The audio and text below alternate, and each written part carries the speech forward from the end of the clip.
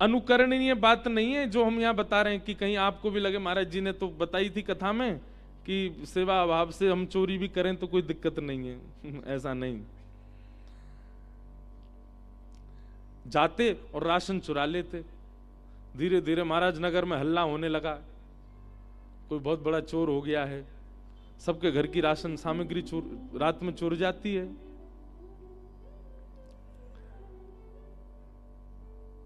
ठाकुर जी एक दिन वैकुंठ में बैठे बैठे बड़े प्रसन्न हो रहे थे। लक्ष्मी जी ने पूछा, आप बड़े प्रसन्न हैं, क्या बात है?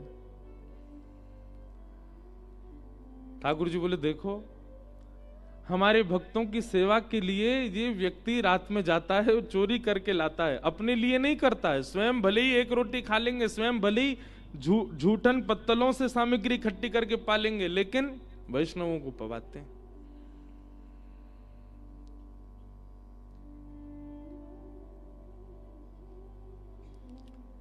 लक्ष्मी जी बोली, आपके मन में क्या भावना आ रही है? बोले, भावना तो बस एक ही आ रही है। बोले, क्या? बोले, अब मैं जाऊं और स्वयं जाकर के अब ये बड़े वाले चोर बन गए, अब ये राह चलते हुए धनवानों को चोरी करते हैं, तो मैं ऐसा धनवान बन के जाऊं कि अपनी सबरी संपत्ति इनसे चोरी करवा लूं, ताकि इनकी सेवा कभी रुके ना। और ठाकुर जी एक बढ़िया सेठ का रूप धारण करके, बढ़िया सुंदर पाग पहन के, हाथन में ऐसे कड़ूला पहन के, पामन में कड़ूला धारण करके, सोने की बैंत लेकर के, बढ़िया आभूषण पहन के, चश्मा भी बढ़िया लगा। वास्तव में चश्मा होगा कि नहीं पता नहीं, लेकिन लगाए हो, एक सेठ बन गए। बढ़िया मूंछ मूंछ पे ताव लगा के सेठ, बिल्कुल धनवान सेठ साहूकार से बन के ठाकुर जी निकलने। लक्ष्मी जी बोली, हम भी चलें? बोले, चलो। लक्ष्मी जी भी तैयार होकर के आई, बढ़िया प्रेम से आनंद करते हुए ठाकुर जी जा रहे थे।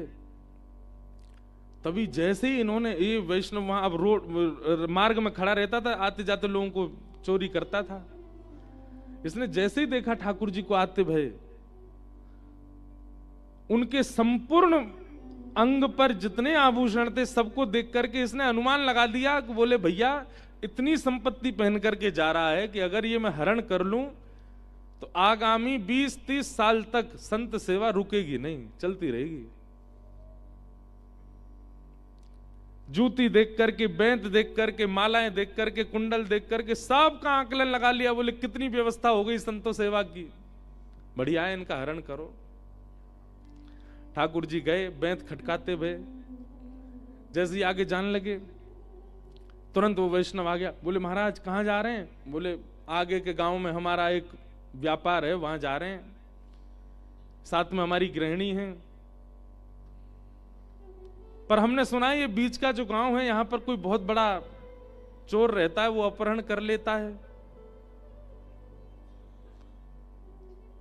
हमें संकोच हो रहा है। हम तो ये सामान्य से गहने पहन करके, अभी पूर्ण श्रृंगार नहीं है ये तो हमारी साधारण, इतना तो पहन के सोते हैं हम रात में। वैष्णव सोचने लगा, बोले, बढ़िया है, तो इससे तो इसको फर्क ही नहीं पड़ेगा अगर चुरा भी ले तो, ये तो पहन के इतना तो सोता है, तो उसके पास तो बहुत संपत्ति होगी, इतनों से संत सेवा हो जाएगी।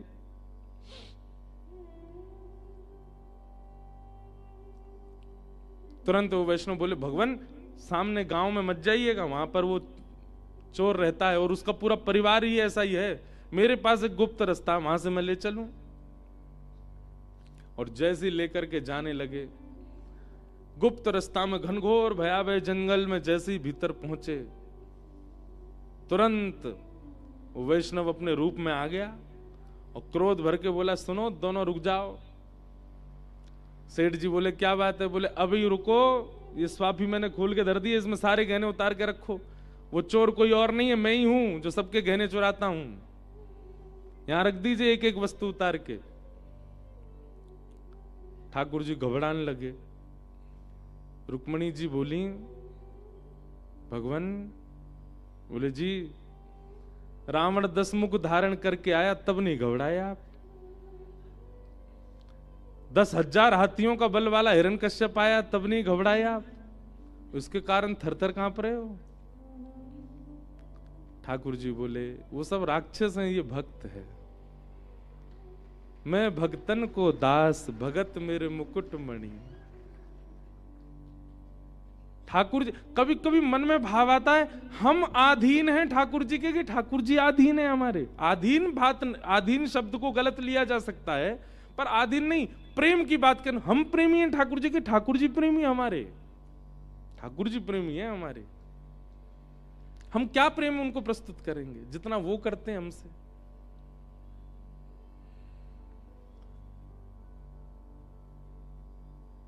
ठाकुर जी धीमे धीमे अपने सारे आभूषण उतार उतार के धरते जा रहे हैं। आभूषण देख करके उसने तोल तोल करके देखा, बोले कि 20-25 साल की तो व्यवस्था हो गई, साथ में माता जी हैं, इनके भी उतरवा दो आगे के, और हमारे जो बालक बच्चे होंगे वो भी संत सेवा करते रहेंगे, इतना धन हो जाएगा, इनके भी धरवाओ। लक्ष्मी जी ने भी उतार उतार के सब धर दिए। ठाकुर जी बोले भैया अब हम कंगाल हो गए, अब तो जान दो हमको। जैसे भगवान ने हाथ जोड़े तो एक अंगूठी थी, बोले ये कहां पहन के जा रहे हो, इससे तो 2-3 साल की व्यवस्था हो जाएगी संतों की, उसको उतारो। ठाकुर जी खींचन लगे, अब वो निकले नहीं बाहर। बोले भैया ये निकर नहीं रही है, बहुत बहुत ज्यादा गरिष्ठ हो गई है, अब इसको तो रहने दो, इतने से क्या कर लोगे। वो नहीं नहीं, 5 साल की व्यवस्था है संतों की, ऐसे कैसे जान देंगे।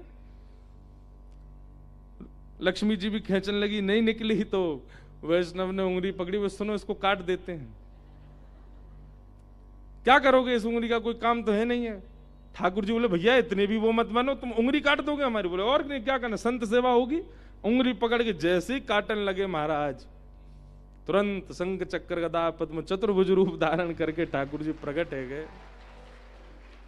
ठाकुर जी जैसे प्रकट भये, उसने रूप देखा, स्वरूप देखा, लक्ष्मी जी को देखा, नेत्र सजल हो गए, चरणों में गिर गया।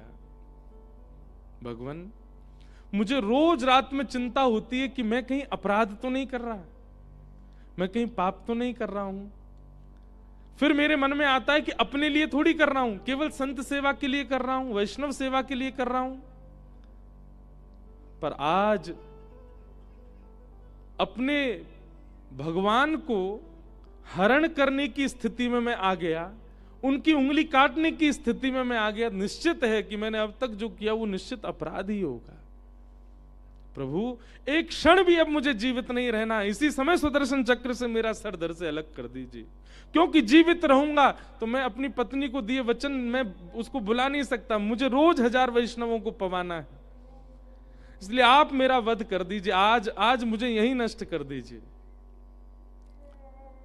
ठाकुर जी ने तुरंत उठा करके हृदय से लगाया, बोले तुम क्या सोचते हो, तुम्हारी सामर्थ्य है हमारा हरण करने की, हमारा अपहरण करने की, या हमारी वस्तुएं चुराने की? तुम्हारी सामर्थ्य नहीं है, ये हम खुद आए थे करवाने के लिए। हम तुमसे बिल्कुल उदास नहीं है, हम बिल्कुल नाराज नहीं, तुम्हारा कोई पाप नहीं है, क्योंकि तुमने अपने प्रयोजन में, अपनी उपयोगिता में उसका कोई व्यय नहीं किया, सब तुमने भगवत सेवा में लगाया, इसलिए हम तुमसे बिल्कुल भी नाराज नहीं है। चलो अब हमने इतनी व्यवस्था तुम्हारी कर दी है कि जब तक तुम्हारे प्राण हैं तब तक तुम्हारी सेवा रुकेगी नहीं, तुम्हें कुछ और करना नहीं पड़ेगा, जाओ। उसने फिर निवेदन किया, बोले भगवान आपने मुझे तो दर्शन दे दी, पर मेरी गृहिणी तो घर पर प्रसाद पा रही है, उसको भी दर्शन दें। तो ठाकुर जी बोले अब ऐसे जाएंगे तो पूरा गांव देखेगा। तो छोटे छोटे बालक बन गए दोनों, लक्ष्मी नारायण भगवान गोद में बैठ गए, और गोद में बैठ करके घर लेकर के गया। जा करके अरे सुनो देखो कौन आए हैं। बाहर आकर के देखा तो 2 बालक गोद में। बोले छोटे छोटे बालक किसके लिए आए हो? बोले बालक नहीं है, इनको प्रणाम करो। जैसे ही प्रणाम किया ठाकुर जी पुनः प्रकट हो गए, दोनों दंपतियों को दर्शन दिया, दर्शन देके आनंदित हुए।